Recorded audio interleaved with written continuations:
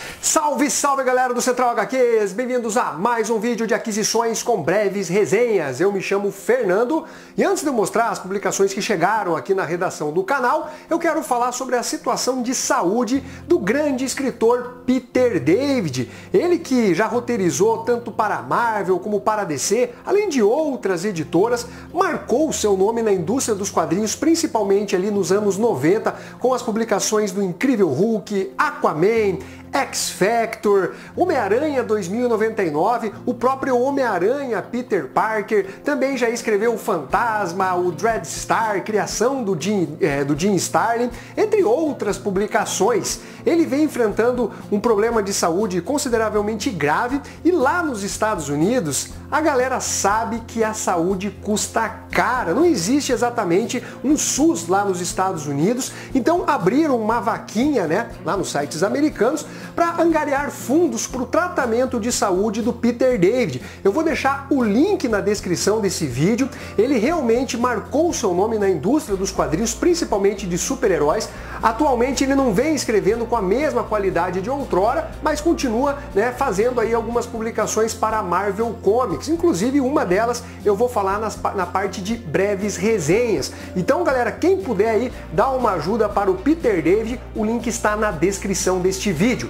Dito isso, vamos às aquisições. Eu abro com o terceiro volume de Lore Olympus, publicação da Quadrinhos na Companhia, de Rachel Smith.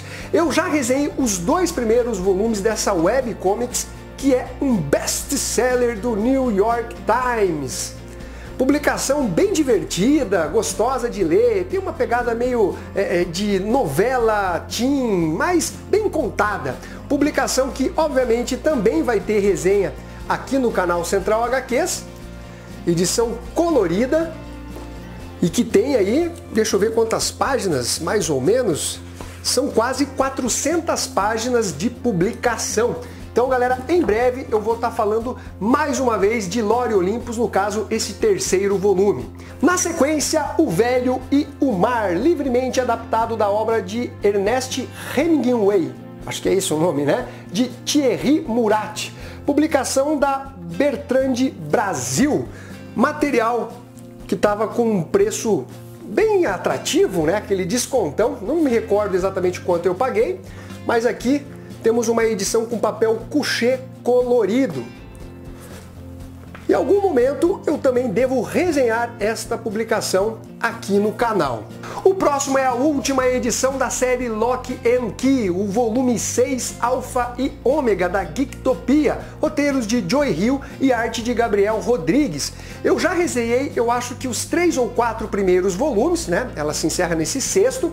Pretendo sim continuar resenhando até o final. Uma publicação que ganhou uma série de TV, material de terror realmente bem bacana. Eu indico a publicação para vocês. Agora vamos de editora Devir com Sin City, Balas, Garotas e Bebidas, série escrita e desenhada por Frank Miller. A editora Devir está relançando, né, toda a série Sin City, agora num formato mais luxuoso, com capa dura, e eu também tenho resenhado todas estas edições. Inclusive na terça-feira, junto dos apoiadores no quadro Central Resenhas, eu vou comentar mais um volume dessa série que é realmente espetacular. Galera, vale a pena vocês conhecerem a série Sin City aí do Frank Miller, quando ele ainda estava no seu auge. Pela editora Panini Comics, daqui até o final, nós vamos ter várias publicações, desde Astronauta Convergência do Danilo Beirute, publicação que eu comprei com capa cartonada. Na época foi a que estava com o melhor preço e o melhor desconto. Papel couché, colorido. E eu considero o Astronauta a melhor série da linha MSP. Eu realmente adoro o trabalho que o Danilo Beirute faz dentro desta publicação. Temos também Fight Girls, torneio de campeãs, do opressor, do machista Frank Cho com Sabine Ricci. Material que, se eu não me engano, é de volume único. Tem capa dura, edição bem caprichada, papel couché com essa arte maravilhosa do Frank Cho. Em algum momento eu devo resenhar esta publicação aqui no canal. O próximo é o Legado de Júpiter Requiem Livro 1, série Millarworld, que agora se tornou Netflix, né? Que comprou, para quem não sabe, o universo do Mark Millar, que era conhecido como Millarworld. Ele continua aqui nos roteiros da publicação, conta também com Edwards e Smith. Eu adoro o Legado de Júpiter. Ganhou uma série de TV, mas foi um completo fiasco. E eu tô comprando todas as edições em quadrinhos, material capa dura, com papel couché, colorido. E eu resenhei a maior parte das publicações do Legado de Júpiter aqui no canal. Realmente eu acho que é um dos melhores trabalhos dentro desse universo criado aí pelo Mark Millar. Temos ainda Die, volume 4, Sangria, publicação que é muito elogiada, mas eu ainda não li nenhum dos volumes, estou devendo a resenha para vocês. Quem sabe eu faça uma leitura aí dos 4 de uma vez e apresente a resenha para vocês. Material de Kiro Gillen com Stephanie Hans. Material muito elogiado, bela arte de capa, o acabamento gráfico também com verniz, bem bonita a edição aqui da Panini. Vou tirar essa folhinha, né? Conta com capa dura, papel couché de boa gramatura, edição colorida. Agora nós vamos de DC Comics com Saga da Liga da Justiça. Esse aqui é o volume 9, série que vai trazer Grant Morrison, além de outros artistas, à frente da Liga do 7, né? Eu já fiz um vídeo, né, comentando sobre essas publicações Saga, tanto da DC como da Marvel, como é legal ter esse tipo de material sendo lançado atualmente no Brasil, considerando um comparativo com as atuais publicações de ambas as editoras, isso aqui é mais do que bem-vindo. Pela Marvel Comics, nós temos, enfim, a Saga do Homem-Aranha volume 1, publicação que eu estava na dúvida se eu ia colecionar ou não, mas o nome Roger Stern com certeza me levou a adquirir este material, que segue o mesmo padrão, né? Capa cartonada, o papel é o offset colorido, edição realmente legal, um bom custo-benefício.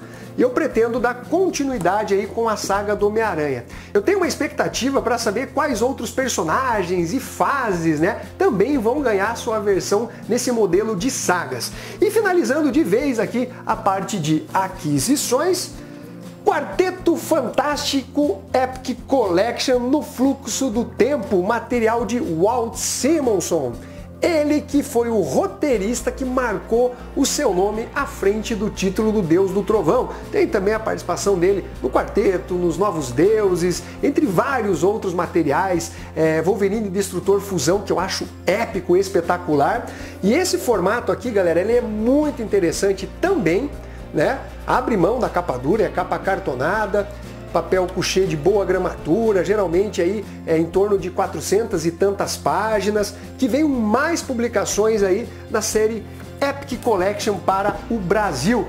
Inclusive um formato interessante para abarcar a longa e elogiada fase do Peter David à frente do título do Incrível Hulk, no meu entender, seria justamente os Epic Collections. Tem um número suficiente de página, o preço não é lá tão elevado quanto o material capa dura, então eu acho que seria uma possibilidade interessante.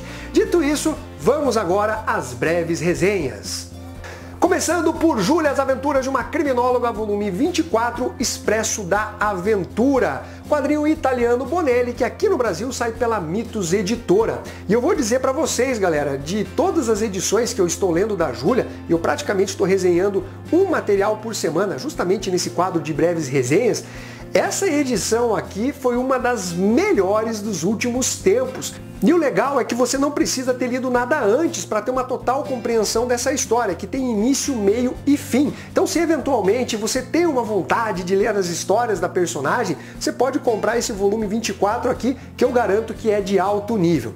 Bom, na trama nós temos a Júlia, que está voltando de um congresso que ela fez em outra cidade. Ela acabou pegando um trem, mas em paralelo ocorreu o sequestro de uma criança. Os pais, obviamente, são bem financeiramente e estão aguardando, né, o contato desses sequestradores. Mas é justamente nesse trem que esses sequestradores estão. Além disso, a Júlia vai acabar conhecendo um ladrão de mão leve, aquele cara que gosta de dar uma furtada em objetos de valor, e eles vão precisar unir forças para tentar resolver esse mistério deste sequestro. Galera, nós temos aqui realmente uma trama muito bem narrada pelo Giancarlo Berardi, que traz uma tensão, um suspense para a história, tem uma certa reviravolta também dentro da trama. A Júlia aqui, ela precisa usar da sua inteligência, da sua sagacidade para resolver toda a situação, e tem também muita aventura dentro aqui desse trem, perseguição, tiros, mortes. Realmente eu adorei este volume aqui da Julia Kendall. Uma publicação de alto nível. Para vocês terem uma ideia, se eu fosse dar uma nota para esta história aqui, eu daria uma nota 9, uma nota entre 9 e 9,5, porque realmente é uma grande história da Julia Kendall. Então fica a dica para vocês, é um quadrinho com papel offset, preto e branco, desenhos de qualidade e mais uma grande história desta criminóloga. Então fica a dica para vocês. O próximo material é mais um quadrinho italiano Bonelli, Zagor, nova série, volume 10, mais um material da Mitos Editora. Nós vamos ter aqui as histórias mais atuais do espírito da Machadinha, e são histórias completas. Nós vamos ter compilados aqui 2 edições. Candrax, do Cláudio Chiaverotti, que é roteirista também do Dylan Dog, e Marco Torricelli. A Criatura de Água, de Moreno Burattini, com Gianni Sedioli.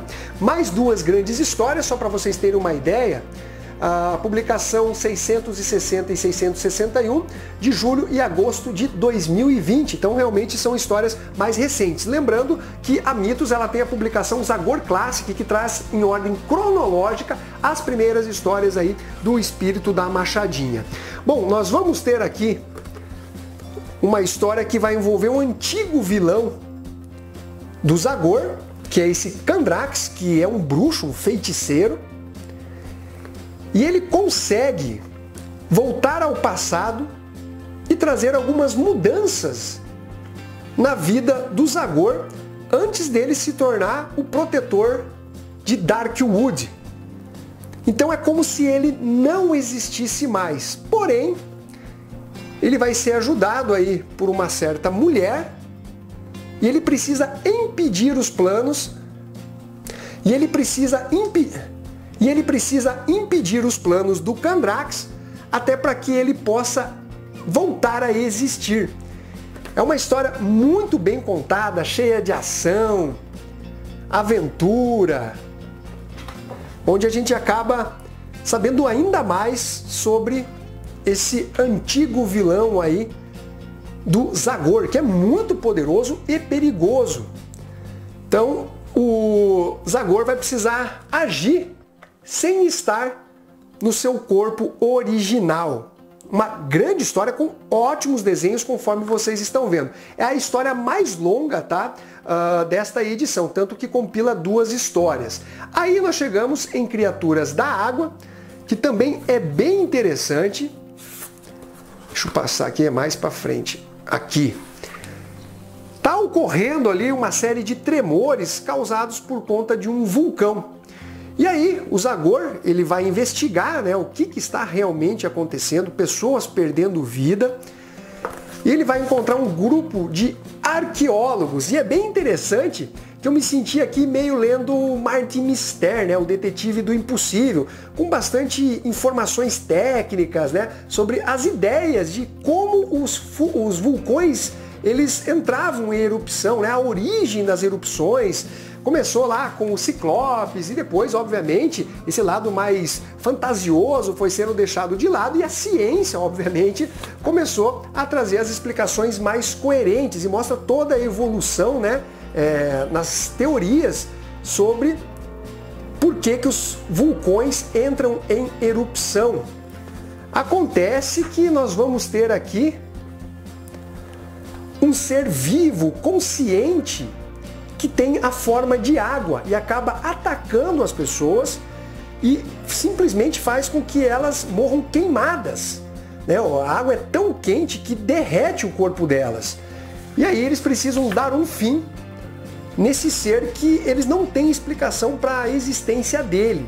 Precisa ler a história que eles vão ter algumas teorias sobre a existência desse monstro aquático, né, no formato líquido e tudo mais. Também conta com ótimos desenhos, uma história também bem gostosa que entretém o leitor. Então, mais uma edição, né, que eu indico. O quadrinho italiano não tem erro, é difícil você encontrar algo ruim ou simplesmente mediano. São sempre histórias satisfatórias, por assim dizer. Então, mais uma dica para vocês aí, no caso, Zagor, nova série. Para finalizar, vamos de Marvel Comics com a minissérie Tira-Teima, edição número 4, publicação que está saindo agora lá nos Estados Unidos. Eu acho que deve sim vir ao Brasil, provavelmente no final do ano, início do ano que vem. Acredito que deva ser lançado em capa dura, assim como foi o Maestro também do Peter David, que a Panini lançou por aqui.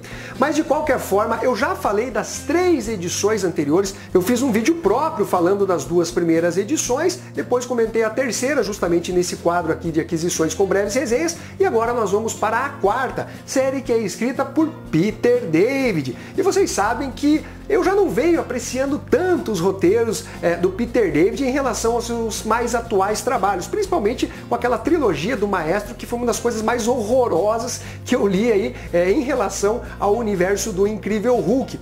Porém, né, nesta minissérie Tira-Teima, que vai abordar o Hulk cinza na fase que ele trabalhou como leão de chácara em Las Vegas para o Michael Berengetti, né? O Peter David começou mandando bem, as 3 primeiras edições são divertidas, consegue trazer uma certa nostalgia, tem a participação do Homem-Aranha, o amigão da vizinhança, bem aventuresco, gostoso de ler, mas nesta edição número 4, novamente o Peter David dá aquela escorregada. Se antes eu estava elogiando até o lance do enfrentamento entre o Hulk cinza e o Rei do Crime, né, que tem uma desproporção óbvia e clara de força e resistência, nessa edição 4, meus amigos, vamos ver se na 5 ele consegue justificar. Pode parecer besteira, um simples preciosismo, mas uma coisa que me incomoda é o roteirista não ter a capacidade de respeitar o nível de poderes de cada um dos personagens. Não dá para você colocar o Justiceiro porrando o Galactus. Tem que ter coerência. Não é porque a gente está falando de super-heróis, de um mundo ficcional, que vale qualquer coisa, que vira a casa da mãe Joana. Existe uma coisa chamada suspensão da descrença. Então o roteirista, ele tem que saber lidar, né, com os personagens que ele está escrevendo. Mas enfim, nessa trama nós vamos ter o Bruce Banner na mente do Hulk, tentando reassumir o controle. O Rei do Crime colocou uma toxina que o Hulk cinza respirou, e aí ficou sob o comando do Rei do Crime, que manda expulsar o Michael Berengetti de Las Vegas para ele assumir o controle dos cassinos e tudo mais. O Homem-Aranha acaba sendo atacado também, e o Rei do Crime contratou agora 2 guarda-costas, o Rhino, né, e o Electro, que são vilões tradicionais do Homem-Aranha, e o Rhino também eventualmente dá as caras, né, como um vilão do Incrível Hulk. Em paralelo também surge o Conde Nefária, que é muito poderoso, vilão dos Vingadores, com um grupo, galera, que é meio até patético, personagens assim, nível CD do universo Marvel, né? Vilões bem tranqueiras ali. E aí agora nós vamos aguardar essa 5ª edição, se eu não me engano é a última, tá? Onde nós vamos ter a finalização desta minissérie. Então é um trabalho divertido, com bastante ação, tem os personagens se enfrentando, as piadinhas do Homem-Aranha, tem uma cena bem bacana ali, onde o Homem-Aranha tá capturado, e aí tiram a máscara dele e ele traz uma grande surpresa. Então, o Peter David, até as páginas finais, estava, né, no mesmo nível das edições anteriores, entregando algo gostoso para o leitor, interessante. Aí ele dá uma escorregadinha, mas vamos ver se ele se recupera nesta 5ª edição. Bom, então é isso daí, galera. Eu espero que vocês tenham curtido esse vídeo. Não esqueça de dar o seu like, compartilhar, e ficamos até a próxima. Fui!